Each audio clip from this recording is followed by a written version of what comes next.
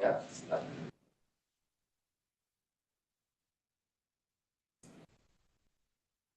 Socks. Like those. Fish trap. Yes. Yes. I try to. I wear them just, tune on or shirts. Okay. Actually, right now it's bird time, so I should be wearing my. Pheasant, it's a little harder for us with the pheasant, but you gotta go out more east, not Fort Worth. Yeah, a lot of jerky. If I can get it, right, so.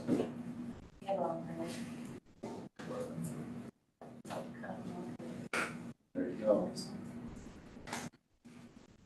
I want to talk to you sometime about your behavioral health grant program. Yeah.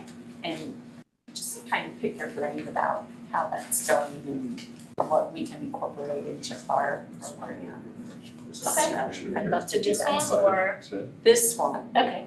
yeah, so can I send you like a Zoom meeting? Absolutely. Yeah, my calendar's up to date. Something on there. Great, thank you. Yeah. Right. That's right.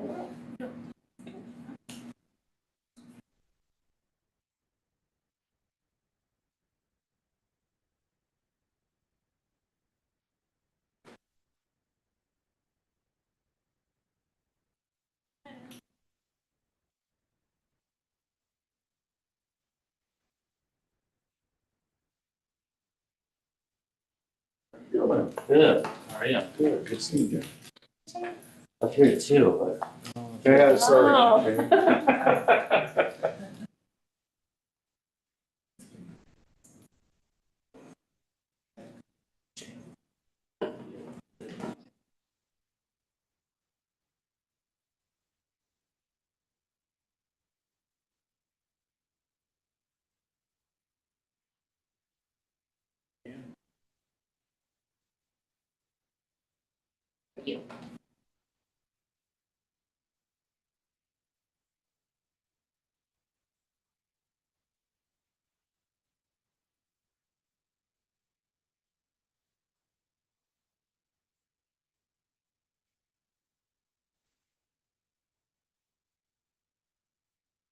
He does.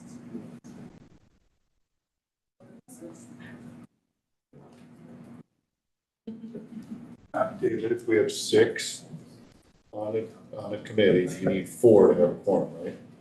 3 would not make the quorum, right? Even number? No, that, let me double check your files. That Doesn't matter, I got 4 trigger here. your voting, you only have 1. Get 4. Okay. Okay. So you're good either way. What? You said you're good, you have 4. I'm sorry. Still have 3. We still have 3.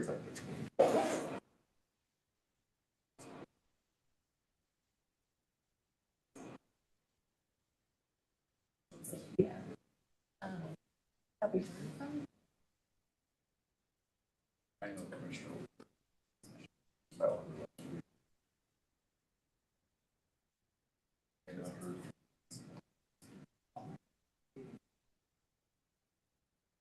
I don't know if you saw the email that I sent to you today.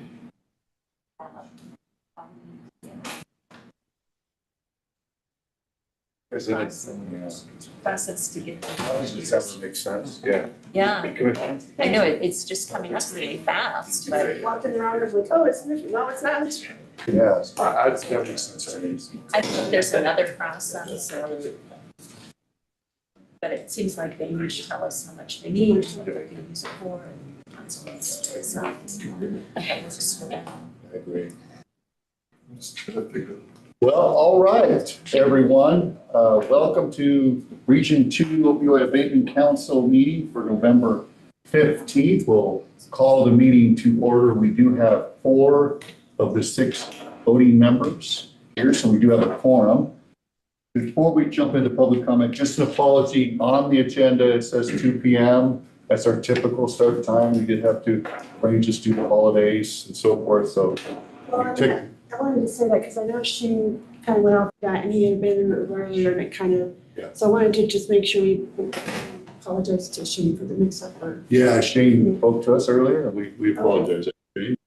Uh, So with that, we'll get going. Public comment. Do we have anybody from the public that would like to make a 2-minute public comment to the council? Seeing none, all right. Moving to 3, we need approval of the meeting minutes going back to October 26th. Do I have a motion? Oh, did you make it? I'll second it. We've got a motion and a second. Any further discussion? Seeing or hearing none. All those in favor, signal by aye. Aye. Any opposed? That Aye. passes. And Mr. Chairman, I ask a question. Did we hear from Mr. Trustee Mason? Because I know they're evacuating, they have a fire incident in Wellington right now. They're evacuating folks, so I just want to. So I thought might be why he's not here. So I wonder if we could go ahead, maybe just mark him excused because maybe. Sure. Because, I mean, literally, I'm getting words that they're evacuating, so. Councilperson Youngland, your eye came in late. I want to make sure you were in favor of that motion, not opposed. Yes, I said aye.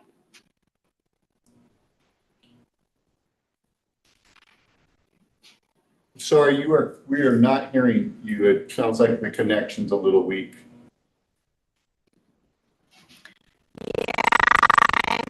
Having a hard time hearing you as well. I'm working at maybe trying to get another connection, but yes, I'm in favor. Okay, thank you. Okay, at our last meeting in October, we discussed our 2 new priority areas regarding housing, while treatment, while in recovery, the priority, as well as our social connections, that sense of community and belonging. And so we discussed reaching out to behavioral health services, and thank you, Jessica, giving us some contacts, folks that work in those areas that have applied for the impact dollars, have them come and present on their efforts where some gaps to the council. So that's what we're going to do here for agenda item 5, or those are the presentations directed around those 2 priority areas. I'm sorry, I just skipped over. Thank you. All right, so we're going to go back to 4 where we should be. And we'll take we're going to go to our Colorado State University to Nathan Riggs, giving us our CFO report. As you recall, at our 6-month part of the grant, we asked for a report, and at that time we determined how things are going and extending the funding for the work. So Nathan, I'll turn it over to you. Great, thanks. Really excited to come here today and talk about the progress that we made on our year 1, or actually the first 6 months of what we're calling internally the Larimer County Partners for Resilience.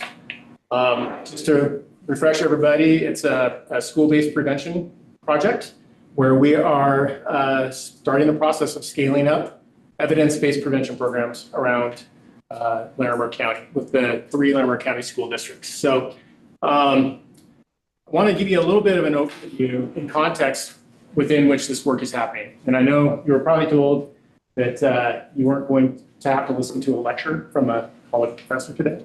So I will keep this one quick. But I just want to let you know that not only are the programs or the program that we're implementing with these funds, not only is that evidence-based, but the whole process that we are taking and engaging our community partners is evidence-based. So when we think about this work that we're doing, really initiating the use of evidence-based substance use prevention programs within schools, we're really talking about systems change. And so this is a model for that systems change, the prevention ecosystem, if you will, in the Larimer County school districts. And we have the most important piece of this. If my,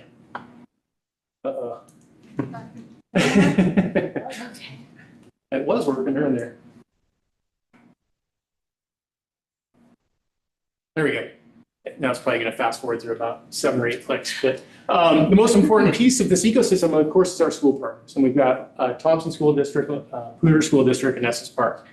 And these are the folks that are doing the work on the ground. They're the boots, they're the boots on the ground who are actually going to be implementing these programs. And, these are also systems that were established well before evidence-based prevention was a thing. So sometimes when we're doing this, we have to kind of retrofit these systems so that they can implement prevention programs effectively and so that they'll have the intended impact. So what we are as the Prevention Research Center, we function as these systems that can support the implementation of evidence-based programs. So what we can do is we can translate the latest research in evidence-based prevention programs so that it's interpretable and accessible by people, by normal people, right? So that it's not jargony and all that kind of academic stuff. And then once we've done that for our school partners, we can then support them all along this process of prevention, all the way from developing capacity and using their data to inform their priorities, which they're now doing as a result of these funds and related to prevention. We can work with those schools in identifying and selecting evidence-based programs and implementing them and adapting them according to best practices. And then we support the evaluation of those programs. And then we're really thinking about sustainability of this work from day 2, basically the day after introductions. So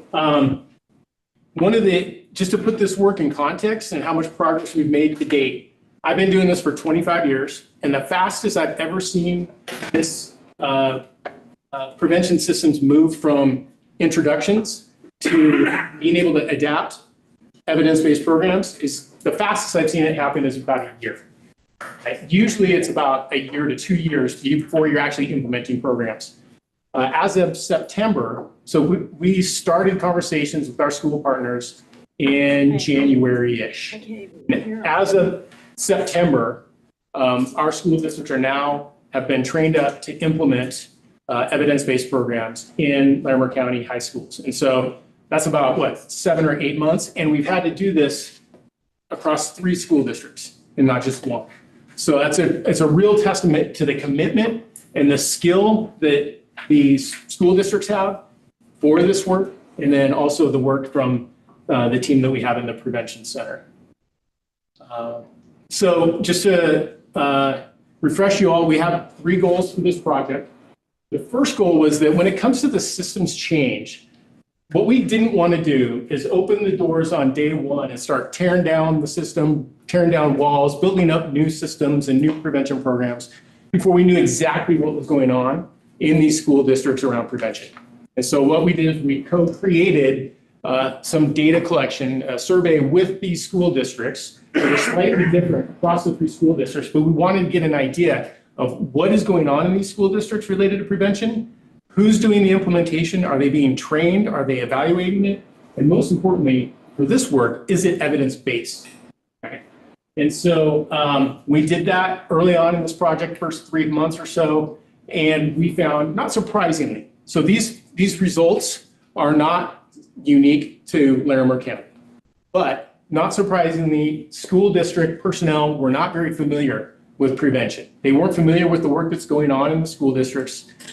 They had very little idea of whether it was evidence-based, if the stuff is being evaluated, all that great stuff. And so that really emphasized the need for our second goal, which I'll talk about, which is around cultivating professional development so that teachers and behavioral health support staff in schools can implement prevention programs, substance use prevention programs effectively so that they'll have the intended outcomes.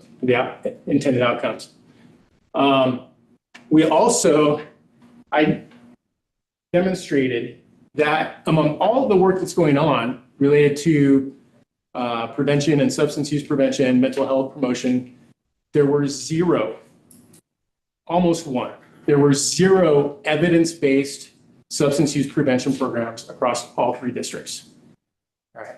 So that really emphasizes the need for the Blues program that I'm going to talk to you about in a little bit, and is indicative that the funds that are being in a comprehensive approach to opioid abatement.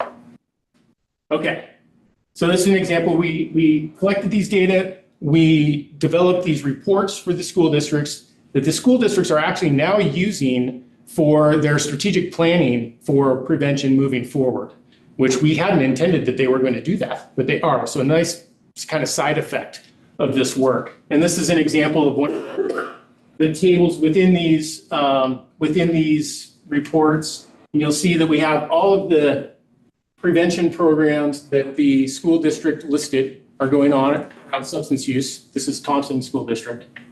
And as you'll see, some of them aren't even prevention. So they were mentioning things that were treatment and recovery. So that, again, there's a little bit of professional development that needs to go on there. And so these are all of the things that they listed. You'll see that among these, only one of these approaches is evidence-based, the screening, brief intervention, and referral to treatment, which is really more, it's secondary prevention. It's not upstream prevention. It's really about screening youth and referring them to treatment should they qualify for a substance use issue, right? So that's just an example of the information that these school districts are now being able to use to plan, and it also informed our goals 2 and number 3. These are specific to the school districts. This is Pooter. There were 66 staff that completed that. And as you'll see, there's some evidence-based programs, mainly around social emotional learning going on in the school districts, but 0 related to substance use prevention. This is Thompson, but we just looked at that table. And then this is Estes Park. So a little bit of evidence-based programs, but none in substance use. So again, we're really filling a gap with the Blues program.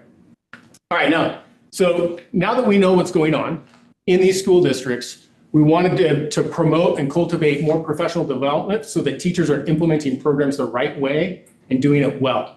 And so what we proposed to do was to create kind of a tiered approach to professional development, where we would have mainly in-person professional development around prevention to train teachers to implement programs well, with a little bit of online asynchronous trainings that teachers can and behavioral health support staff can participate in kind of on demand.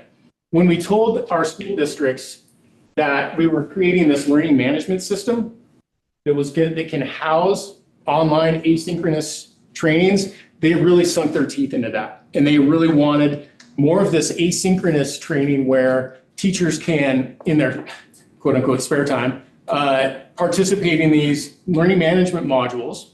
They can then at the end get a certificate of completion and claim those credits, those hours for professional development. They can move, and this is another kind of nice unintended side effect of this work, is that they can use those professional development hours to move along the pay scale and fulfill professional development requirements. So they really like that. What I'm going to do really quickly, if you don't mind, Caitlin, I'm just going to give you a little bit of a flavor of this. And I don't know how visible this is going to be for the folks who are online, but, oh wait, I actually have this. Yeah, so here we go. Oops, yeah, you can't see it. Is there any way you could share that? Yes. So this is what we've developed. And if you scroll down a little bit, we've got, this is gonna launch in the new year. We've got professional development and training around prevention science, risk and protective factors, implementation science. If you scroll up, we've got some on engaging youth in prevention and community-driven work and some other things around grant writing. We're working with the Greater Good Foundation out of Berkeley as well. They have some nice training modules around teacher mental health and teacher social and emotional competence, so that teachers are in the right headspace, right, to be able to teach effectively. So these are open access. They're available to all. You can all sign up to learn more about prevention and school-based prevention. And we're really excited about that, as are the are the teachers. So if you I'll go to the next slide. If I can. It's gonna have a little bit of a lag. We were thinking we were going to be able to provide maybe about 4 hours of in-person professional development through this project. When you count up the hours here, we're going to, we'll probably be able to quadruple that through the use of this learning management system. And it's going to be available to all people within the education system, as opposed to those folks who can fit in the room for our professional development. There we go. I'm gonna.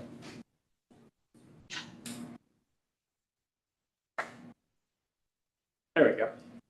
Laptop's meant to. Thank you. So here's a list of everything that we have, any amount of time that educators will engage with that professional development. And so, again, that's going to roll out in the spring as well. And then that brings us to the Blues program implementation. So the Blues program is an evidence-based substance use prevention program and mental health promotion program. It's taught mainly by behavioral health support staff within the school system. And young people go through this program in cohorts of about 6 to 8 youth. All right, it takes about six to 7 weeks to go through this program. We had the program developer come in late September, and we were able to train up 35 staff across the 3 school districts and then 11 student co-facilitators to implement this program. And so I'll talk to you a little bit about the train the trainer model that we pursued that'll help with sustainability and expanding the Blues program beyond 35 trained staff. The training went really well. The school districts loved it. And we had proposed to start implementing the Blues program in the fall. We were going to try to speed through and allow those schools to have one cohort go through before the holidays. But schools are kind of going through it right now, and they felt more comfortable waiting until the spring, until January, to implement their first cohorts, with the exception of one school in Thompson School District, and they're starting to implement this fall. So what we're anticipating is that in this coming spring, we will be able to reach 160 young people across the 10 schools, at least 160 across the 10 schools. And these are going to be students who are at increased risk for developing a substance use disorder or a mental health challenge. So really the first 6 months of this project were about capacity building and systems change. From here on out, we're going to be really being able to reach a lot of students moving forward. And that brings us to the sustainability piece to this. We pursued a train the trainer model whereby a select number of the facilitators that are trained to implement the Blues program are then going to be able to go out and train others, both within their own schools, but also in other schools, so that we can expand the reach of the Blues program beyond those 10 schools into any number of schools, number of schools moving forward. We're going to continue to support the schools in the implementation of the Blues program. So the Prevention Research Center is going to host learning communities a couple of times a semester, where we'll meet with all the facilitators so they can work through challenges and barriers to implementing the program well, things like recruitment and implementation fidelity. And there's no reason that this program can't be sustained for at least 5 years, even outside of the context of these opioid settlement dollars. And if we do that for those 5 years, we're estimating we'll be able to serve around 800 youth across Larimer County. And then we think that will probably be an underestimation, because that only counts the 10 initial schools that we're training this year, and only for 1 semester as opposed to 2 semesters moving forward. So we're really excited about that. We've also talked to the school districts about year 2 and what their needs are for year 2. And now that we've set this foundation of work, this common work in year 1 with our school districts, we're going to be able to pursue school districts' unique needs in year 2 and maybe even beyond. And so one of the things that we talked to Peter about is they're using their data, and their data are telling them that the LGBTQIA plus community in their school district, and I'm sure it's the same across many, if not most school districts, are really struggling with depression and suicidal thoughts and substance misuse. I've seen those data. And so they're really interested in focusing on that community within their schools, and then also extending the work into middle schools and grade schools. So currently we're focusing on high schools this year. We're intending to extend that work down to middle schools and grade schools in future years. And then in Thompson School District, they've really just voiced an interest in really continuing to support the Blues program and continuing to sustain that work. In Estes Park, they are really super interested in serving their Latinx Hispanic population. And so the Blues program has a Spanish language translation, translated version that they can implement for that population up in Estes Park. And they're one of those school districts that they really saw a lot of value out of that first goal and getting an idea of what is going on in their school district around prevention and using that to guide decision-making for prevention moving forward. So that's the progress that we've had for the first 6 months, and I'd be happy to answer any questions that you have. Yeah. On the, you said there was 35 district staff trained and 11 students from Thompson and Estes Park. Were there any students from Pooter, or does the district staff, the 35 also include Pooter? Yeah, Pooter chose to not have peer facilitators involved in the project. It was something that Thompson initiated that conversation. They had said, hey, we'd love to have some of our students co-lead. And we checked with the program developer, and he said, yeah, that's a great idea. In fact, when there are peer leaders that are in, we think the program works even better. And so in Thompson and Estes Park, they took the program developer up on that offer. Yeah. I hate to interrupt, Trustee Mason did join us. Thank you. Let's put 5 minutes. Thank you. Any other questions? Members? Thank you for joining us, Trustee Mason. I do apologize to the council for that. We actually had a home explosion just a few minutes ago, so I was on the phone with our administrator. Yeah, I mentioned that, Trustee Mason. I'm hoping everyone's okay. It sounds like we might even have a gas. I hope everything's okay. Appreciate it. Yeah, we're thinking it's a gas leak, but everybody is okay at this time. So yeah, I do apologize to the council. Oh, no apologies. Everybody's okay. On this slide here at goal 3, you anticipate reaching 160 students. You said at risk, but what mechanism did you use to determine at risk? It'll be a referral system from the school district. Yeah, they'll identify, their behavioral health support folks will identify candidates for the Blues program. So the Blues program is what we would consider a selective or indicated prevention program for youth who are maybe not already demonstrating a substance use disorder, but have some profile of risk and protective factors that make them good candidates for a little bit heavier touch prevention. Some cases are probably part of that. Sure. Yeah. What stigma are we doing for those kiddos that are part of the program to bring down the stigma? Yeah. So one of the things that we're not calling it in the schools is the Blues program, right? They're going to, each school is going to be able to call it whatever they want, and they are taking into consideration the possibility that stigma will be an issue. Another option is that this program can also be taught online or off like typical school hours. So it can be after school, before school, online, you name it. And so the schools are going to be able to take an individual approach to the context within which they implement the program. Yeah.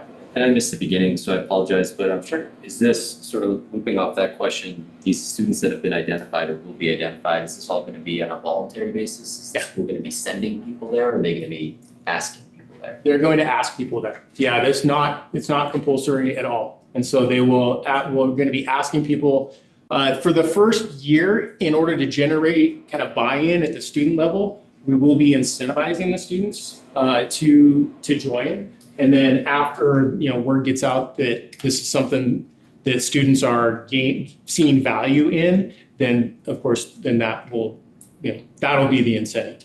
Yeah, incentivizing the first year means 11. Means a monetary incentive. Yeah.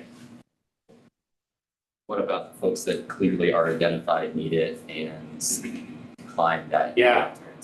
Yeah, so that would be a case where the behavioral health support staff within the school would either recommend or refer those students to alternative options. Yeah, we want to make sure that youth are getting the services that they need, whether that's in the context of the Blues program or outside of the context of the Blues program. Yeah. But each school is going to do that in their kind of unique way. Yeah. Thanks. Other questions? I think it says that you may need an extension.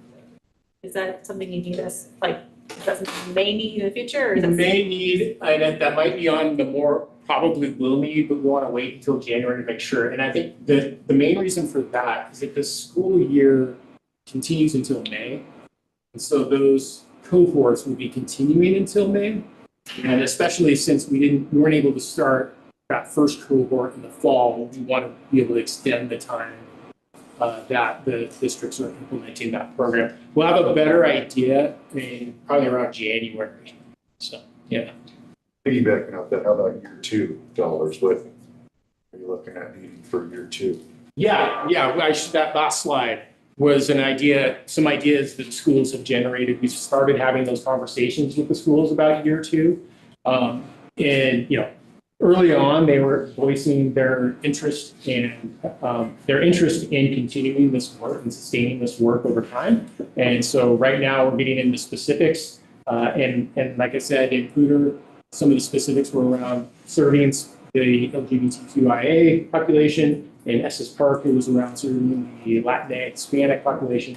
And then all of them would like to extend the work downward into middle school and elementary school for that real early, upstream prevention approach. We have determined the cost yet? No, we haven't. Yeah, and just whenever, maybe we can connect on when would be the right time to do that.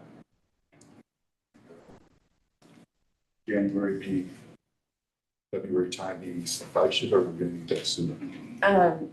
Their grant expires a little bit later, so it's not one of the top priorities. We'll have to get the other two first. Okay, good. So I think this is great with all the prevention, and it sounds like we can be very targeted with folks that are more at risk. And I'm not sure that you've heard of students that are already maybe have substance abuse disorders or in recovery, or maybe even criminal justice involved, that can't be in school. And I don't know how curious about the LEAF program. Does that help also the students in that situation? Would that be helpful? Or is this more just really upstream and preventative? Yeah, the program developer himself is very flexible in terms of how and where this gets implemented. And we could definitely check in with him and see, have you tested this in populations of youth that are kind of beyond that primary prevention stage? And so it could potentially be an option. Yeah. If it's not, there are certainly other evidence-based approaches that could be recommended. Yeah. Good question. Well, I have a reason for that question. Okay. Yeah. Yes, good. Yeah. This might have been outside the scope of your grant, but when you were doing your evaluation of what the school districts were implementing in terms of their prevention programming, did it come up or was it mentioned any other community partners that are providing that currently for the school districts? Was that part of this? We didn't ask them about other community partners. We can go through, we can certainly revisit. I mean, we talked with our school partners probably seems like maybe every other week or every third week.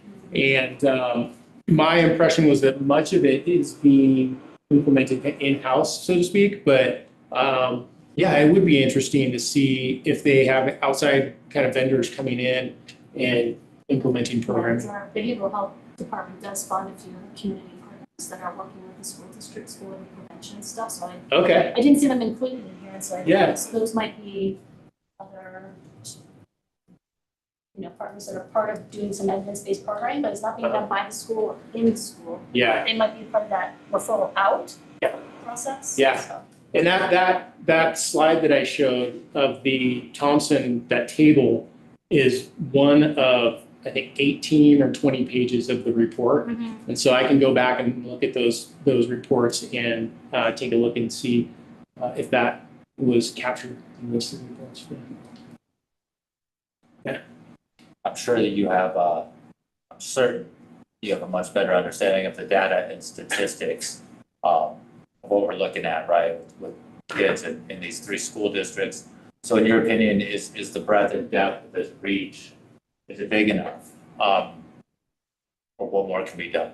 Yeah, it will be big enough. I don't know if it can ever be big enough, like subjectively speaking, but it will have an impact. And especially as we move forward and we've done this systems change now, and from here on out, we're going to be able to really reach a lot of kids. And so, yeah, I would absolutely say, yeah, big enough. Yeah. And I imagine this will, of course, with the sustainability aspect, broaden as it moves forward. Absolutely. Right. That's the whole idea. And one of the things that we didn't want to do in doing the systems change work is just unleash this program in every high school and every middle school across the 3 school districts, because first, there wasn't enough, we didn't have enough funding for that. But also, if we tried to do that in 6-7 months, this would have collapsed on its own weight. And so now, we've got the infrastructure that's starting to be developed and the workforce capacity through Goal 2 that's starting to be developed. And then from here on out, it's about, okay, we're gonna reach a lot of youth with this. Thank you. Yeah. Others? Well, I would add, I meet in my daily capacity with the school district superintendents and their leadership for mental health quarterly. And Nathan, they have expressed nothing but superior gratitude to the program, the process, how it's being rolled out. It's not another box to check for the educators. They actually are feeling like they're getting tools that they can utilize to work on prevention. So they are very, very positive on how this is all rolled out. So I wanted to share that with you. It's been a really great experience working with the school district. You can really tell, it's like there's no other system other than maybe the family system that cares more about the mental and behavioral health of our youth than the school system. I mean, it's just, and you can just tell the 3 school districts in Larimer County are really committed to this work. So. Yes, I've never seen the school districts partnering and collaborate in this manner in my entire 20 years of being involved with the school districts at a very high and in-depth level. And I think it is in lots of ways with youth homeless shelter and behavioral health. And I think it's amazing. And it's a project where coming together to leverage resources, I think it speaks hugely to those school districts and to those educators, but also to our community to kind of see how we can do this together. So I appreciate that. So true. I got colleagues around the state that are very envious on how well our school districts work together and working with you on this project. They're very curious on how that happened. It's really funny. Within Larimer County, all the school districts are curious about what the other school districts are doing. There's almost a little bit of a little FOMO, kind of fear of missing out on what the other school districts are doing. They're like, well, what is Poudre doing? What is Thompson doing? What is SS Spark doing? And can we steal it? Can we use it? So it's been a really positive collaboration. Well, thank you.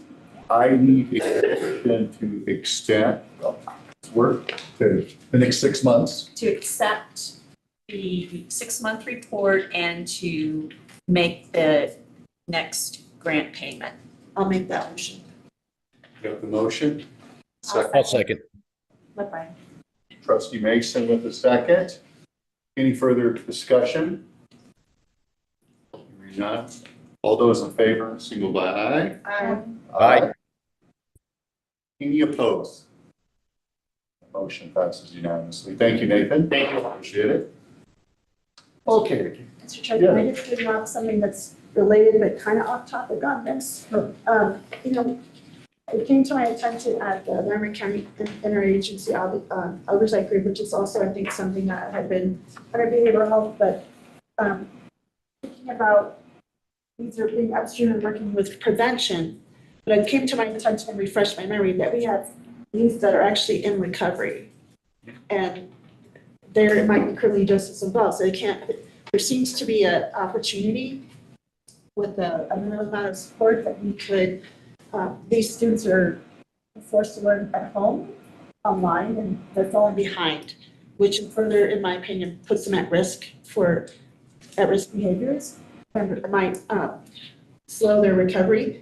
I guess there's some opportunities, we didn't, it was in our behavioral health impact grant applications, I think they funded well, but they found a way to get them to Matthew's house in Fort Collins, and I forgot the location of Loveland, where they can get them to these locations so they can't be in the school system, but they can be there where they can have wrap-out services and have access to adults to keep them online. And I know they didn't get funded and some other things, but this might be a small ask to help. When we talked about making amends, these kids are maybe not using opiate, or maybe where I don't know, but they are at risk to going that way and being at risk for fentanyl. And I was wondering if we could put that on the future agenda to look at a possibility that this could be something to help support in a small amount of money, because I don't think it was a lot, those efforts to help those kids not get further behind in their learning, to help them with their recovery and also help their families. So, because it looks like we have locations and they just need that help to help support that. So I'm wondering if we could, on a future agenda, present that and have a talk about that, because it might be, as we're looking to help support recovery, this is youth, so it would also be more upstream because we're trying to help them sooner than for the involved. And so I didn't know, I know Liz Critter was willing to present, so I didn't know if it's something that it just came up to my attention last week. And I just thought that might be another impactful thing to present. And since it's got already something set up in Love and for columns, it kind of gives that geographic, and I just hoping that maybe we could maybe bring that as an idea to explore for next meeting. Yeah, absolutely. I didn't know if you could pull that grant application so that we could just share it beforehand or something, because I think it spelled it out correctly. So that'd be great. Thank you.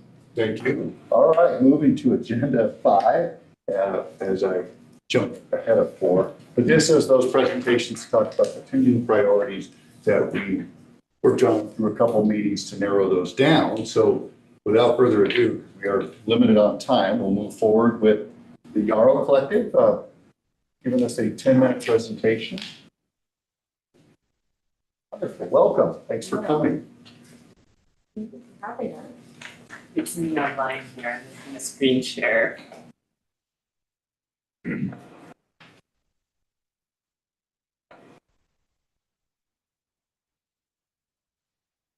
Hello, everyone. My name is Silent, as in silent without a T. I use they or he pronouns, and I'm the director of the Yarrow Collective.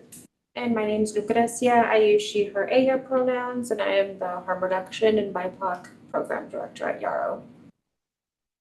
And our mission, as some of you are already familiar with, is to offer mental health peer support and substance use support as well. And we connect peers to one another, education and resources, so that we can aspire to these 5 A's here: allow for space for mental distress, awaken to the wisdom of our lived experience, aspire towards healing, amplify our voices, and advocate for meaningful choice and change. So we have lots of peer support groups happening. Today, we're going to present mainly on our harm reduction work for folks who are struggling with substance use in some way.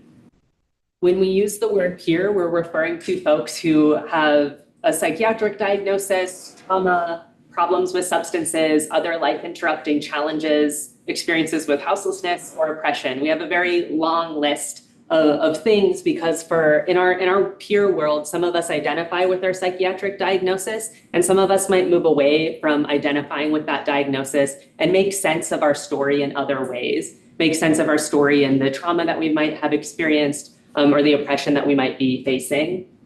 When we use the word peer and when we use the word peer support, we're really referring to relationships that are built on that shared lived experience. So all of our facilitators share the lived experience of the topic that they're facilitating about. Rather than identity, peer support is something that we practice through mutuality, cultivating transformative relationships together. One of our group participants put it in a really beautiful way. They said, I've been hurt so much in relationships, so I come to peer support so I can learn how to heal in relationship. Peer supporters, like I mentioned, have firsthand knowledge of the challenges or situations that they've gone through because they've gone through similar lived experience themselves to create that sense of empathetic connection, offering support and encouragement. So our harm reduction peer support values, our values really is that like harm reduction is a philosophy beyond public health, right? Like if you strip away the like clean needles and the Narcan and the testing strips, like what's behind that, right? And it's like, how do you support people past giving them clean needles and Narcan, right? What's the next layer underneath that? And so really that's where the basis of our groups really thrives. And that's where like the heartbeat of the essence of our groups really lives. Autonomy and respect, right? People having autonomy over the decisions that,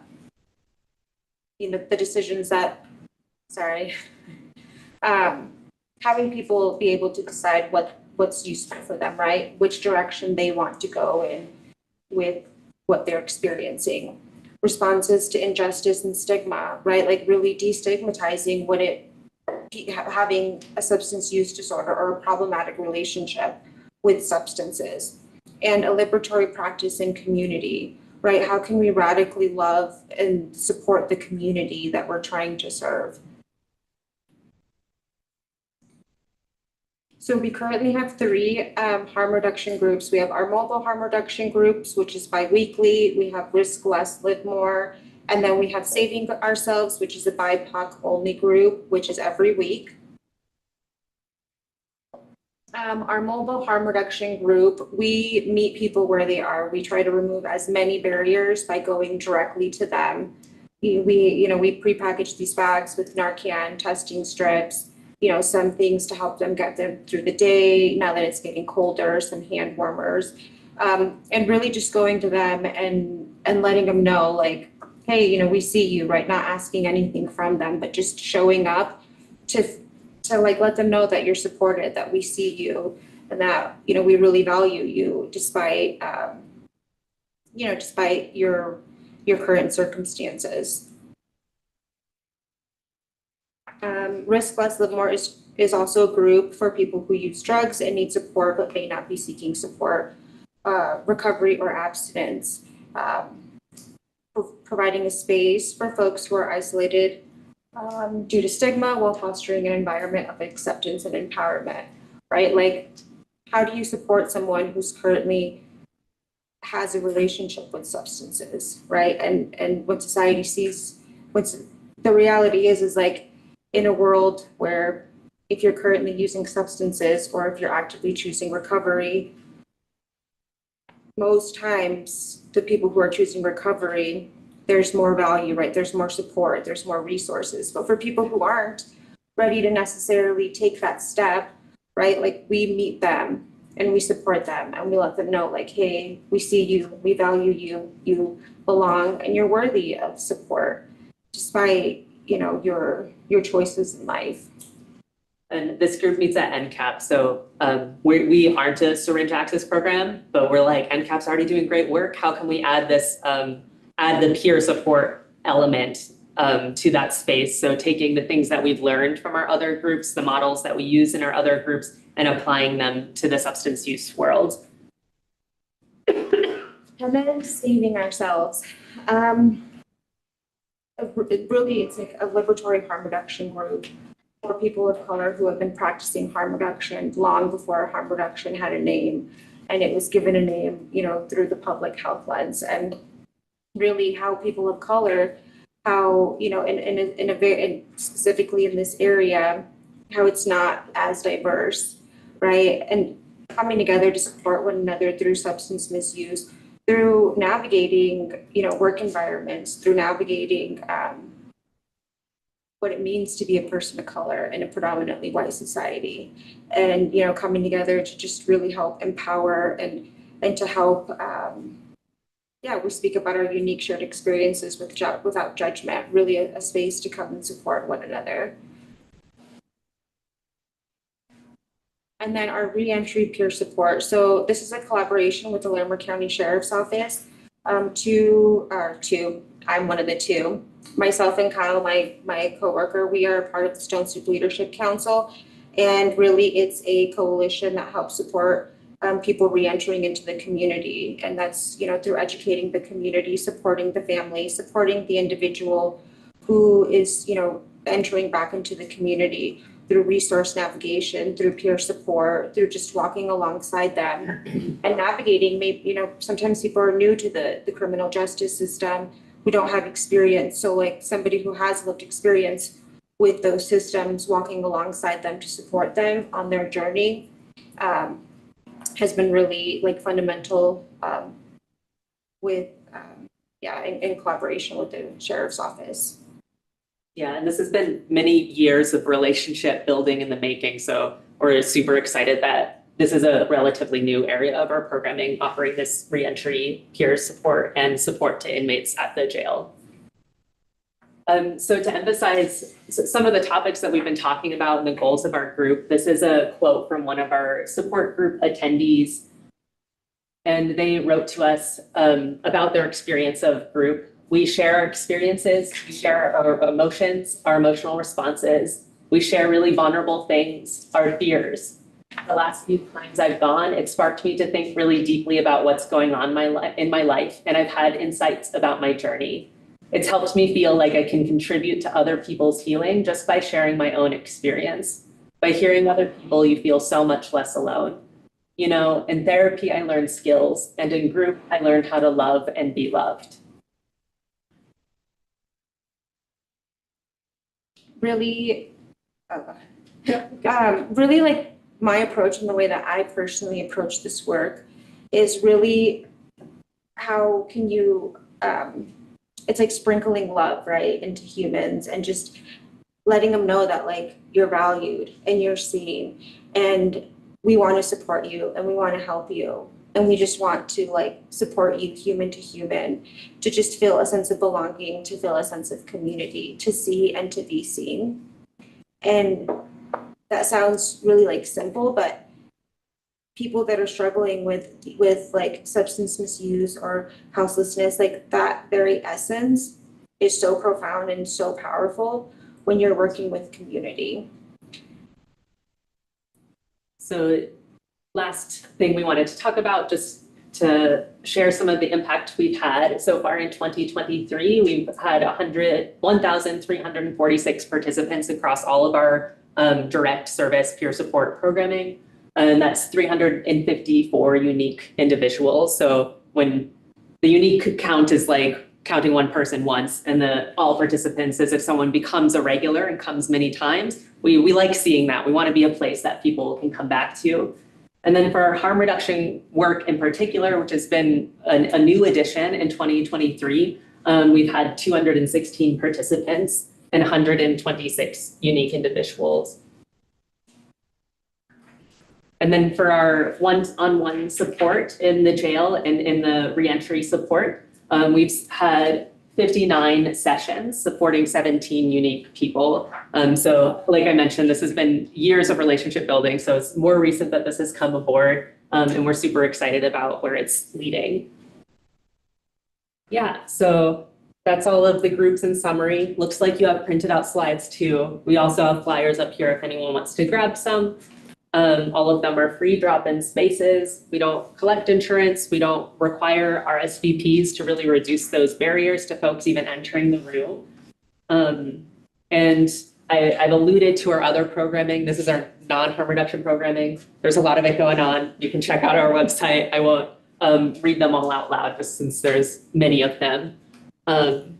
So with that, do you all have any questions or comments before we? Questions? Anybody on? One question on your mobile harm reduction. Do you also work in conjunction with Fort Collins or go to either of the shelters in town? Our mobile harm reduction groups are at the Murphy Center. So we do it at the Murphy Center and the food bank as well. Just those two locations? Yes. Okay, sorry, yeah, thanks. Is that just the Fort Collins Food Bank, or you guys come to Loveland too? Fort Collins specifically, yeah. So your specific focus. Yeah, we have two online groups, but our harm reduction work has started in Fort Collins. We've been talking about some possibilities for some Loveland groups that haven't made it there quite yet. Those groups being so new. What's the barriers for Loveland? I think part of it is like a lot of the community connections we've been making are up here.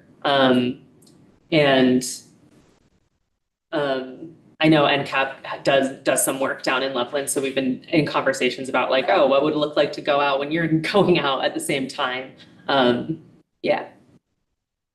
I would love to introduce you to some people in Loveland. Did you bring your cards? We know each other. Oh, Yes. okay.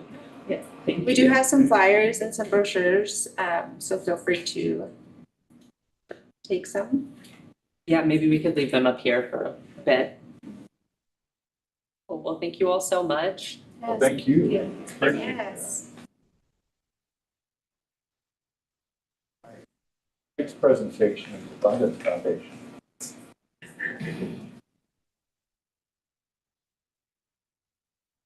Thanks for having us. Some of our senior members are at a conference in Florida for a treatment conference. So I'm Scott Coleman. I'm one of the coaches with Abundance Foundation, and I don't get to present on our program too often. So I'm excited to talk to you a little bit today. Came with some notes. So in basic, we are peer recovery coaching services with sober living environments. And we got certified with a 501c3 in 2021. And recently, last year in December, opened a women's sober living house in 2022. And then in just the last few months in September, opened a men's house in Fort Collins for housing. And I want to read to you our mission, which is to walk hand in hand as we guide people out of the darkness of addiction and toxic environments, leading them into the light of a nurturing environment and abundant life. And that is what we do. The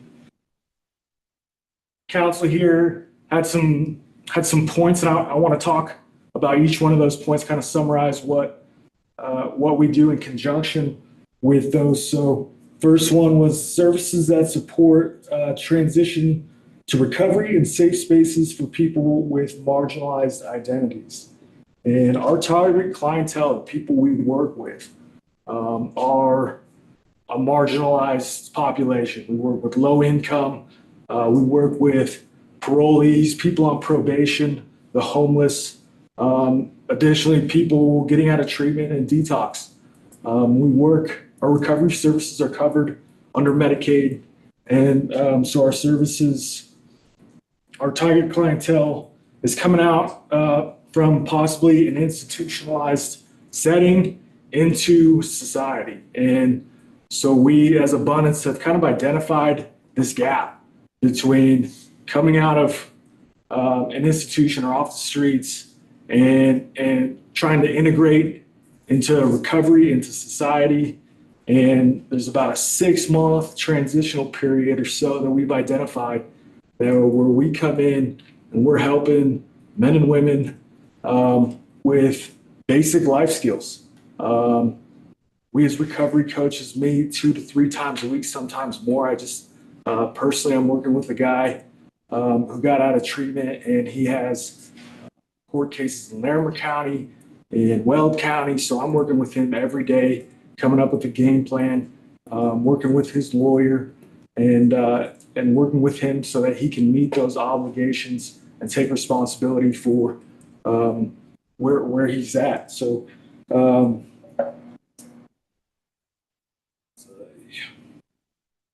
we're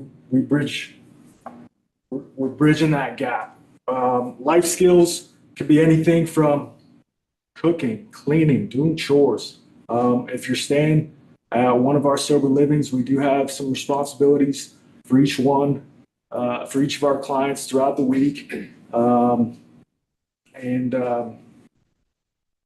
we're also helping our guys and women find jobs and to become self-supporting, to help contribute to society while reintegrating into our recovery community. So that was another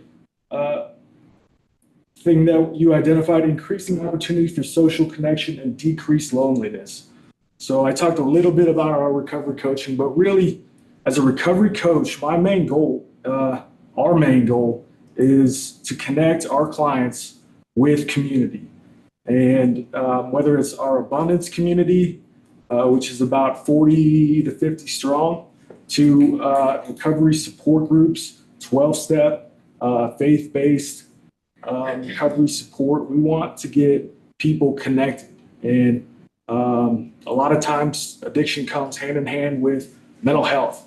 So we're connecting, we're not mental health professionals, so we are connecting our clients with therapists and services that can support them and work through some of those co-occurring disorders. We hold weekly events for our communities. I've been with Abundance for a couple months since the men's house opened, so I'm a newer coach, but since I've been there, we've been to Rockies games. I've been to Water World. We're going to a play at the Lincoln Center this Saturday. We have community barbecues and events and dinners just to connect everyone together so that we meet that decreased loneliness. This addiction can isolate us so much and put us in such a dark place. We want to bring people into the light and connect others who are looking to get into the light too. We also promote the physical component. This is addiction, as we see it, is spiritual, emotional, mental, and physical. So a lot of our groups there's an option to go to yoga. We go to the gym. We have boxing memberships, and we go hiking, dance, you name it. If a client wants to get physically active, we as coaches are there to support them taking that action. And then the last one that the council identified was places that provide recovery housing. We know how crucial it is for low-income folks, for people with addiction, to meet that basic Maslow's hierarchy of needs, that bottom rung, right? Housing, food, water.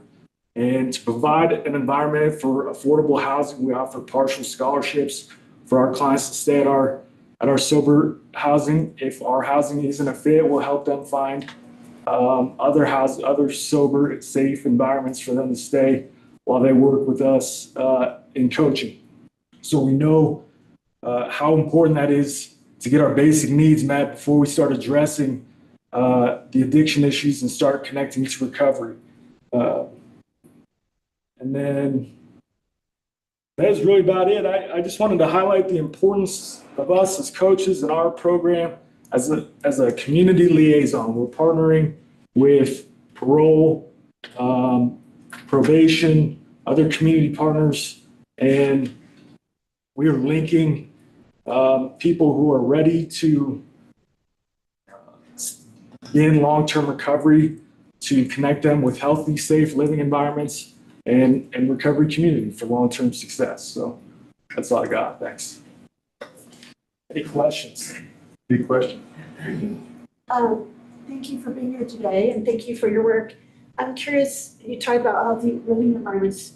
How do you also help them connect? Do you have resources that you help them connect to housing if they, especially if someone's in a situation where they lose housing and they need to quickly find some rapid rehousing? I'm wondering if you have those extra connections and what that looks like.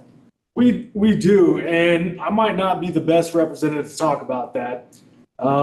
In my experience, it's a bit limited, but we do have other options. If our house for some reason isn't a fit, there are other affordable sober livings in the area, and we also work with we're partners with, just kind of networking partners with a house in Fort Collins that takes women and children. So obviously we can't take children to create that safe environment, but there is a house in Fort Collins that does take women and children. So we are working to build those relationships, and we are willing to go pretty much any length to give people that basic affordable housing that we can connect them to. Thank you. That's really exciting to hear. I didn't realize there was some other options for families. How long does a person kind of stay with that housing?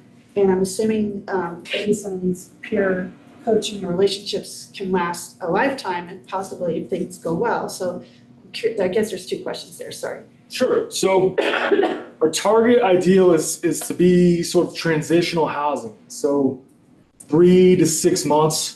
Our scholarship will cover partial to 3 months.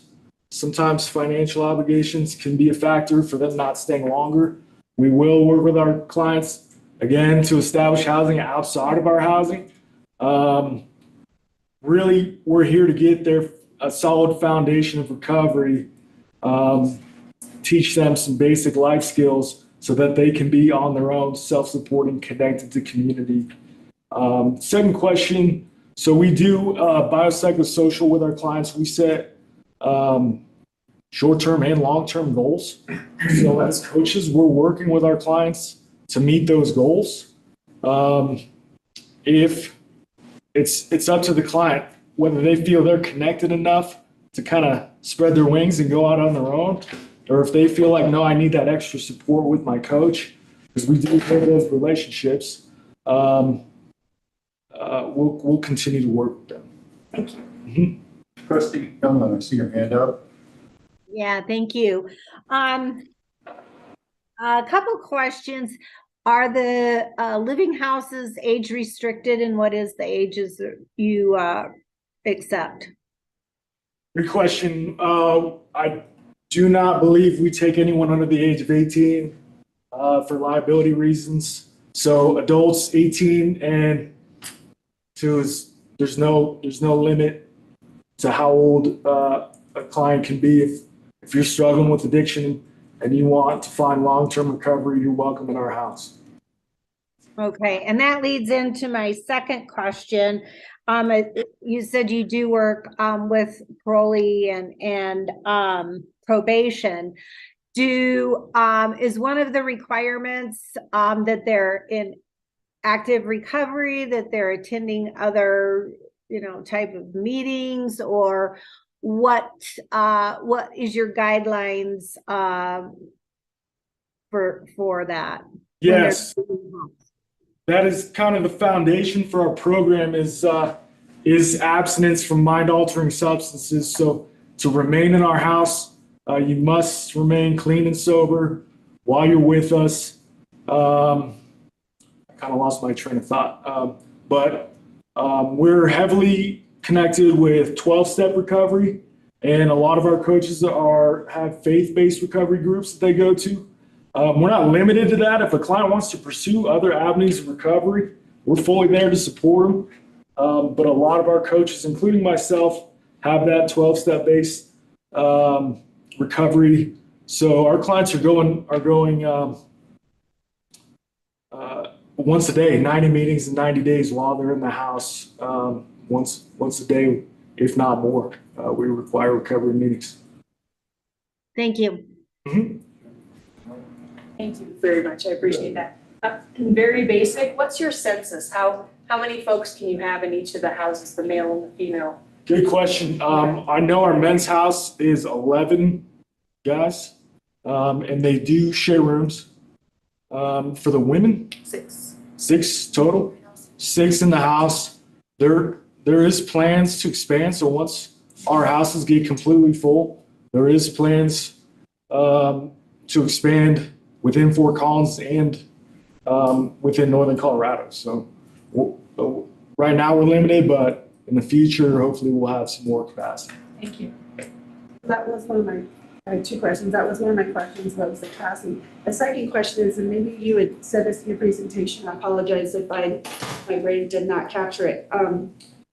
What is the data or some of the metrics you have to show to the success of having the house, like you said, the basic need of housing met, that help, do you have data that shows that this is helping with the recovery in the long term for the long term? No, recovery is a very not linear thing, but do you have some data to show your program is actually providing that is making a difference in the success? Just curious about that. The honest answer is I'm not equipped to answer that. Okay. We became. I'll answer it. You got it. Yeah, I can answer it. So we've only been running for about 2 years. And so in that 2 years, the data that we're collecting is just like the making it through that 90 days. And so we collect data on relapse, if somebody, and then the timing of that relapse. And then basically on our 90-day goals. So we set 90-day goals. And so we have data if they meet those 90-day goals, if they relapse in that 90 days, if they relapse and come back and then start again. And so it's kind of like an ongoing thing. And with only 2 years, we don't have a lot of data, but it's just pretty much, and then if they leave our house and get their own house, we're collecting data on that as well, if that answers the question. Yeah, it would be cool to see that. That would be great. Yeah, absolutely. I'll let Brian know. I know he's connected with someone here at the council to see if we have any data we can share, and or if we can share it down the line if it's in the process of being collected. I'd be happy to talk to you. Thank you for that, and thank you for that. I think Jess has signaled like that you might have that data, or can get that data, or. I just received their final report from the previous grant, so. From the behavioral grant, so we could, you said, would it be all right to request But that? again, as they said, their main mission for the last 2 years is to keep providing services, and so those have kind of taken the back burner, and so that is something that they're developing. Now.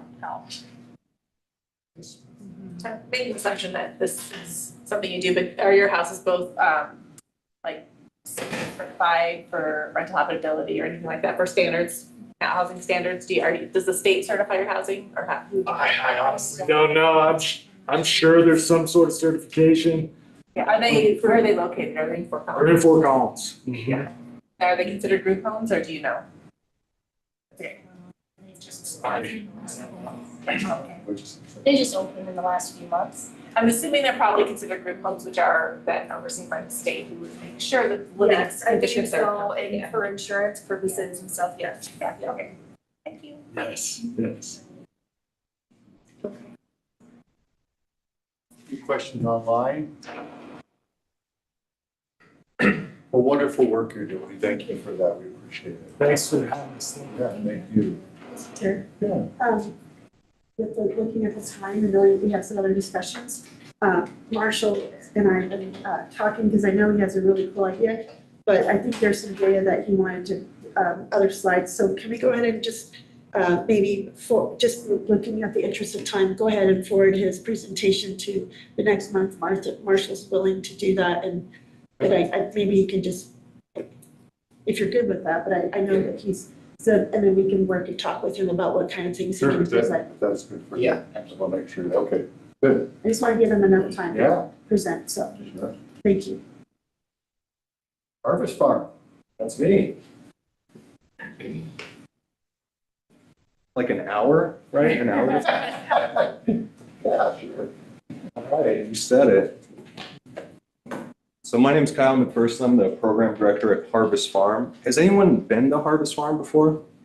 Oh, nice, good. That's so much better. Because the more I do this, the more I present on the program, the more I realize I don't tend to do it much justice. Because it's a beautiful place and a special environment for men seeking recovery. But what we are is we are a long-term recovery program for men experiencing homelessness and battling substance abuse. By long-term, I mean that men can stay with us anywhere from 9 months to a year and beyond under special circumstances. If they have a need that is outside of their control where they need to stay longer, have had men stay with us for up to 2 years before, if that's a need that they have. By recovery program means we're treating primarily substance abuse. Is what we see, substance abuse and co-occurring disorders and mental health. We're also an entirely donation-funded program, in addition to the help of a few grants that we receive, which is a true blessing because for us, what we see in the state of Colorado is the average treatment program costs about $20,000 per month for private care. And the men that we're serving who are experiencing homelessness, it doesn't matter if it's $2,000 or $2 million. They simply don't have that. So it's our goal to fill that space and provide them care and the opportunity to recover and get their lives back on track and become self-sufficient members of society again. It's important to note that we are very much a faith-based program. However, we do not expect men coming into our program to adopt our faith at any point in time while they're there with us. It is just something that we want to make them aware of before they enter into our program. We max out at 76 total beds, 72 of those being program beds for men actively engaging in our program, and 4 of those acting as a house for men who are in our peer support recovery program. We refer to them as peers. So those are men who have graduated from our program. They've decided, you know what, I have a passion for this. I want to give back. I want to help out. I want to serve those the way that I've been served. And so they can stay with us for an additional year. They'll go through peer support training, and then we expect them to give back about 12 hours per week in exchange for housing and staying with us for that additional year. And that's something that has been directly funded through the Impact Fund. It's been an incredibly valuable resource for us. So at Harvest Farm, we operate a 3-phase program. We're very much a results-based program, meaning we are not looking to simply have you graduate from the program, but have you achieve all of our 4 metrics. Those metrics being housing, as we're also directly connected and operating with Fort Collins Rescue Mission, housing is a huge priority of ours. We want them engaged with the community, which is the most subjective of all of our goals. We want them to be employed or have income sufficient to support themselves, whether that's direct employment 40 hours a week or collecting SSDI, so long as it can support them in the long term, then that meets our goal. And then we also expect them to no longer be engaging in destructive habits, which is our way of saying you're sober, not using drugs, no longer engaging in criminal activity while you're in our program. And that's what we're shooting for them. And that's what we want to see them meet while they're with us. In the 3-phase program, it starts off with what we call the orientation phase.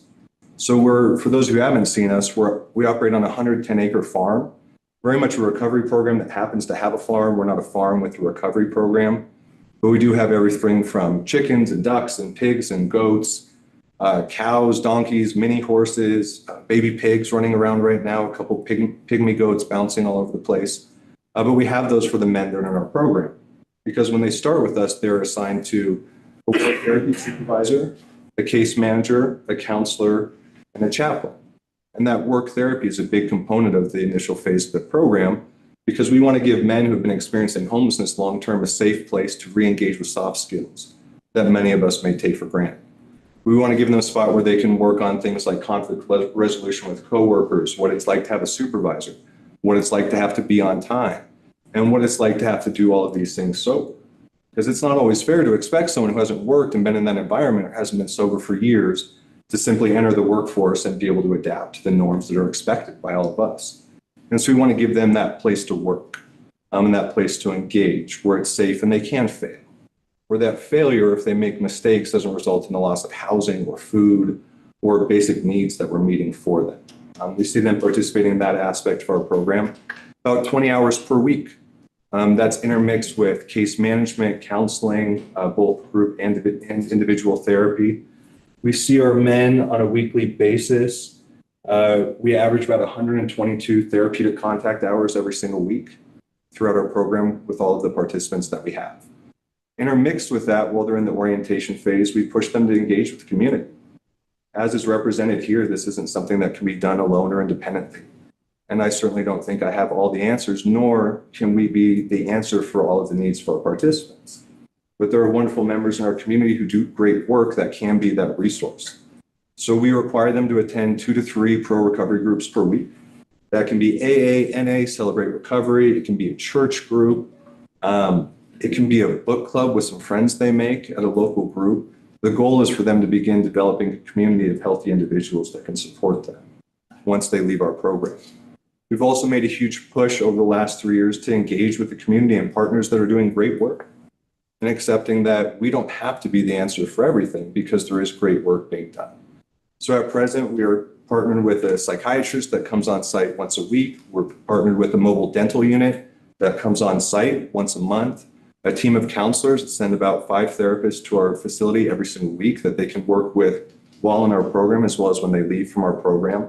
And we're also partnered with Front Range Clinic, who provides medically assisted treatment services to our men, which is a vital resource for those battling opioid abuse, as well as alcoholism. So they're able to use in our program Suboxone, Subutex.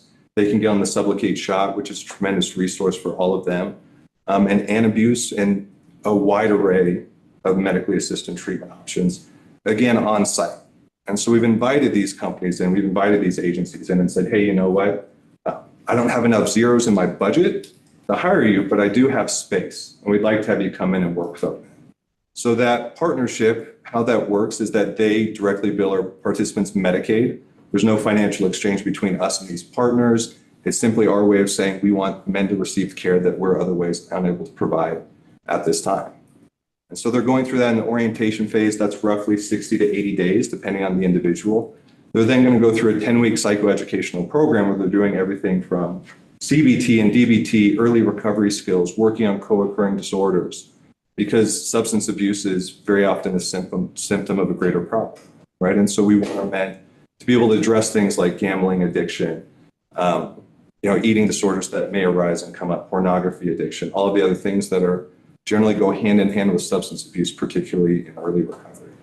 They're also going to be doing things like soft skills. How do I write a resume? How do I work a computer? How do I start a computer? Is very often where we start for many men entering into our program.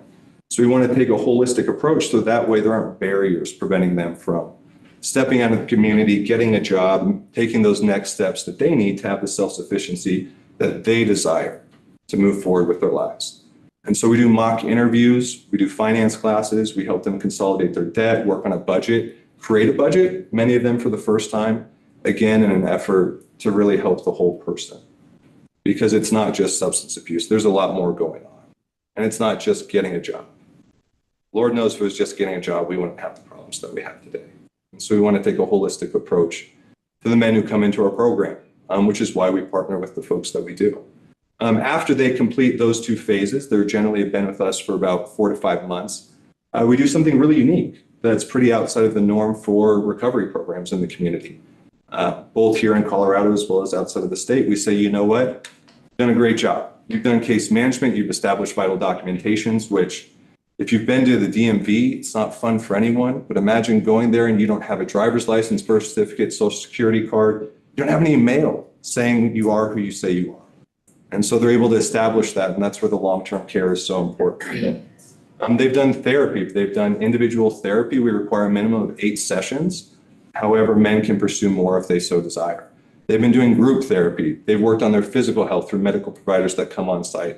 We say, you know what, you've done all this work, you've made all this progress, you've established yourself in the community, you're getting involved, you're working hard. We believe in you, go out and get a job. Because we think you can and we think you're worthy of doing that. Because we're in Wellington, which does not have public transportation, we have a shuttle service that'll get them to and from work 6 days a week.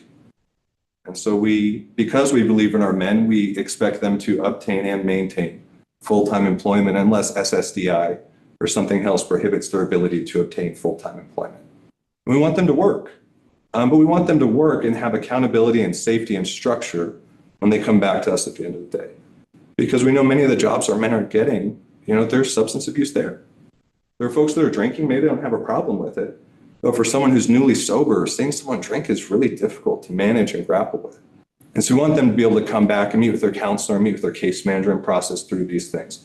We want them to have that safe place to land with us as they re-enter the workforce. And so they're going to do that, and we allow them to work for 5 months and save up as much money as they can.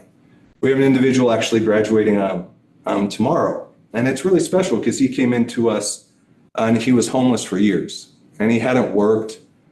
He came in with the clothes on his back, really low sense of self-worth. And he's graduating and he has $19,000 in savings that he saved up because he believed in himself and people around him believed in enough to say, you know what? You are not the sum of your mistakes and the worst things you've done. You can do a lot better than you're doing. So he's graduating with $19,000 in savings. He just drove a Jeep that makes my beat up 2010 Subaru look like a piece of junk. He's doing great. And that's what we get to see. And so they're able to, again, work for 5 months, which is a privilege and a blessing to be able to watch and come alongside them with that. And then they're able to graduate when they meet our 4 metrics. So when they find housing, which is something that we want to see, we're a housing program. As long as they've established community, they have income sufficient to support themselves, and they're sober, no longer engaging in destructive habits, which if you made it to the end of our program, you better be sober or we've really messed something up on our end. And then they can graduate from our program. And we see for follow-up and aftercare, which I know is always a big question, as it should be. What are the results coming out of this? We see for our men who graduate from the program, we do follow-ups at both 6 months and 1 year for our graduates. And we see that 1 year later, as we're work for a shelter, 90% of our men who graduate are still housed 1 year after they leave us. When we factor in all of the other 4 metrics, when we look at housing, sobriety, community, and employment, we see year after year that roughly 72% still meet all of those 4 metrics 1 year after leaving us. And so we can see that, yes, it's a long-term program. Yes, it's a lot of investment, but we can see that the investment pays off through the outcomes that we get year after year with men entering into our program. Some fun statistics. I think they're fun if you're a statistic person. So we see an average of 160 men enter into our program each year. And roughly 47 to 48 will graduate from our program each year. From just January 1 to present day, we've had 125 men enter into our program. We have delivered 21,296 nights of shelter, provided 44,429 meals. We've had 110 men attend group therapy. 118 have attended pro-recovery support groups in the community. 94 have received dental care on site. 92 have connected with a psychiatrist. 52 have obtained employment, and 66 have obtained housing, which we expect to go up. This last year, we had 98 men obtain housing as a result of entering into our program. And so that's what we're seeing year after year. Any questions?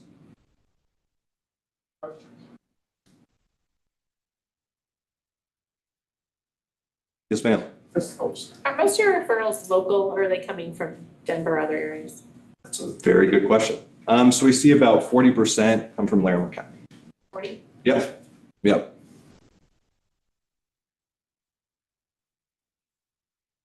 Still giving a car at the end of the program. Huh? We do. Hey, Yeah, thank forgot to you. mention that. We sure do. Everyone loves the car. Yeah, so it's an amazing thing, and I don't That's mean access, to underscore that, right? Again, as we're a low barrier program who strives to remove all barriers for men who enter into our program. If you do graduate and you have a valid driver's license, you are eligible to receive a car free and clear. And those are from individuals who have very generously donated them to us, and then we give those out. If you don't have a driver's license or you can't receive a car, and then last year we've initiated a program where those men can receive $800 in Walmart gift cards that can help them with things like getting bedding, getting blankets, getting food, really supporting themselves in those critical first several months after they leave our program. The goal is ultimately that you graduate from our program and you're changing where you sleep. You don't have to change anything else. You still go to your group, still have the community, you still have your job, you still have the support, you still have the engagement, you've got your family back, you've got your life back. You're just not staying on Harvest Farms property any longer. Yes, sir. You talked about one of the parts of the 4th goal was to have folks not be engaged in criminal behavior. Do you know what percentage of folks that enter your program are involved in the criminal justice system at that time? And do you track recidivism criminally in any way? Sure, it's a great question. I can say for those who graduate, again, we see it's about that 72% meet all 4 of those metrics. I can certainly break that down at a later time, just specifically towards criminal activity. For men entering into our program, I can't do anything right now other than speculate the amount that are engaged with criminal justice system. But I can say it's a very large portion. So we have good relationships with probation, parole. We get a lot of referrals from both probation and parole, judges in the community. So it's not uncommon for our case managers or staff to drive men to parole, probation appointments, court hearings. My staff are down here a lot more than I am. I'll put it that way, transporting men. Trustee Youngman. There we go. Yeah. So you have a 76 max bed. Do you find yourself having a waiting list or not enough people to fill the beds? Sure. So we find ourselves having a waiting list. We receive more phone calls on a day than we could possibly manage. We generally sit around 90 to 95% capacity. As it gets colder, as with any other service such as ours, we see those numbers go up significantly, along with our retention rate, because the weather is a good motivator. Our goal is, regardless of why you want to come in, if you're qualified and can enter into our program and have a desire to change, then we want to have you come in. Thank you. Appreciate that. Great work you're doing. Appreciate it. Yeah, thank you very much. Well, everyone, we've got 3 minutes left, 2 agenda items. I think we're going to have to table one or both. Thoughts on what we proceed here? I could do one in under a minute. Okay. So I'm asking for the council support for this idea to have the subcommittee look at how we can pull the data. We've had a lot of data, a lot of presentations. And going forward, how do we keep track of that data? How do we bring in like the co-responder program? There's data coming from our sheriff's office, but also there's data from all the other law enforcement agencies we can pull together. How do we want to have the data? How do we want to show with what we're doing with the funding is working or making a difference? And how does that look? So I thought instead of having a big discussion, we could have a subcommittee kind of meet separately and bring in some of those partners. And some of these outside partners like Fort Collins Police Department would love to come and bring that data and to have data. And I think it might be good for us to have that going forward. And so I was hoping to get your support and then see who would like to join me. Because I'd like to organize that. Thoughts? It's a good idea and I would be happy to join them. So do we have to take a vote to make a subcommittee? Okay, do we need a vote from the subcommittee? You should, if you're gonna have voting participants on it and you're gonna take the recommendations. Okay. Well, Make that motion. there's a motion. For the subcommittee. I'll second. Second. I'd love to have maybe one more person join us if you think. I think whoever wants to be there. Well, I would certainly be in public health, data driven is where we are, but I refer to our population epidemiologist, Dr. Jared Olson. Yeah, that's why Jared's is here. So Jared, is that all good? Do we need to take a, would we have a second? Yes, any further conversation? All right, all those in favor of a subcommittee, signal aye. Aye. Aye. Aye. Any opposed? Hearing none, that passes unanimously. So, David, can they contact me if they want to be on it, and then we can kind of set out doing a poll and I can set up a meeting and. You got a qualified committee. If Publicly you're notice it and all that. the chair of the subcommittee, run Okay. wild. All right, I don't want to run wild, I just want to. So I'll set out a doodle poll, maybe Caitlin can help me set that up, so. Well, as always. And, Go ahead. I was going to say, Commissioner, I might be interested in joining you with that also if I can make it fit my schedule. So just let me keep in touch with me and we'll figure it out. Absolutely, just see, all are welcome. Anyone who wants to be there, all are welcome. Even our lived experience, anyone who wants to join. So I'm hoping, sorry to cook, but yeah.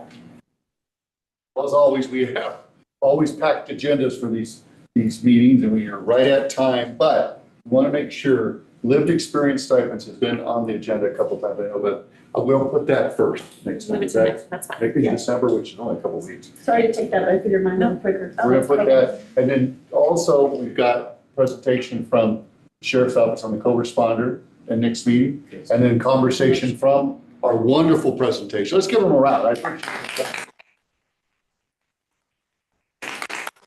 It really work impacts our community, saves lives. It really does. It moves community along. So thank you for that. We appreciate your time. We will have conversations about that. So anything further for the good of the matter? Make a motion to adjourn and wish everyone a happy Thanksgiving. Motion seconds. All those in favor? Aye. Hi, We're adjourned. Happy Thanksgiving, everyone. Thank you. thanks, everybody. Take care, Trustee Mason. Everyone's okay, sir. But I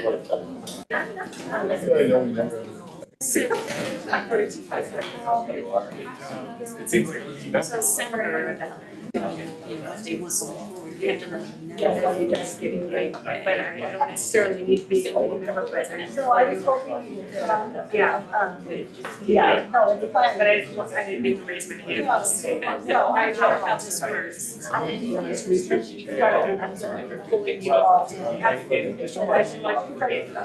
No, absolutely not. It's something that's so hard. And you might. Yeah, so I guess what we're deciding. Thank you so much. Like, is there any change in the scope?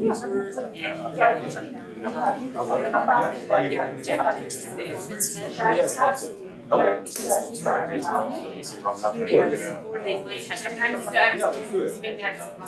I appreciate it. So it's really possible. That's a lot of growth. You know, it's good. You